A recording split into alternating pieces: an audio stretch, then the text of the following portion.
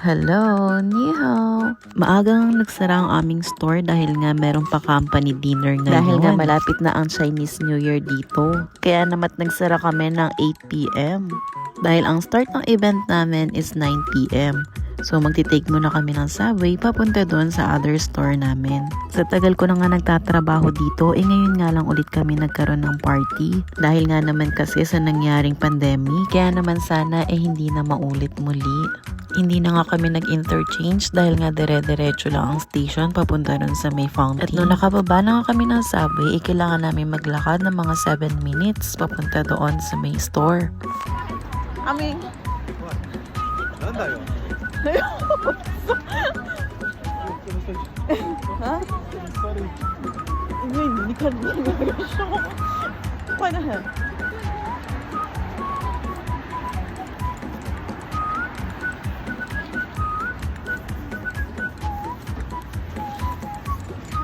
啊，我看到了，我看到了。嗨，帅得很，好帅。 Kaya nga't dumating na kami sa store at ito na nga ang aming ganap. At dahil nga 4 na company ang meron ang boss namin, kaya nag-introduction muna. Parang sa school lang ba, introduce yourself. Ang pinunta ko lang naman talaga dito, yung paraffle na pera. Char. Pero alam ko din naman kasi na wala talaga akong lucky pagdating sa mga paraffle. Sa pagbibingo lang ata ako lucky.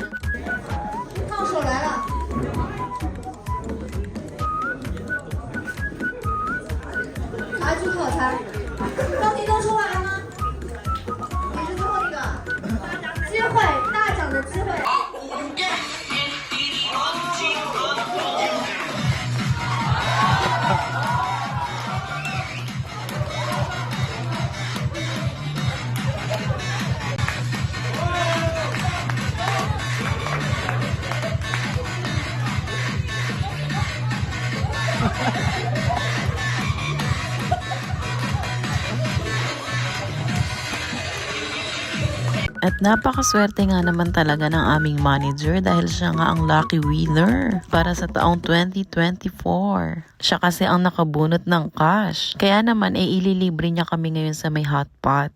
Ganon naman kasi ang usapan namin na kung sino makabunot siya ang taya. Char! Pero ininsist niya naman talaga yan. Kaya nga't nauna na muna yung mga kasama namin sa taas dahil nga hindi na kami kasya sa elevator.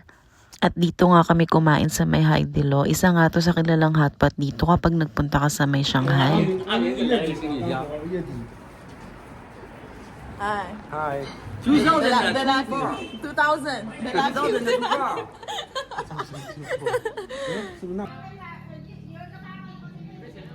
Mukhang magtatagu-taguan pa nga kami dito dahil yung mga nauna naming kasama hindi namin makita sa loob. Kaya naman tinawagan muna ng aming manager kung saan ba sila lupalop nagpunta. Nung nagkita-kita na nga ang landas namin, nag-start na kaming kumain.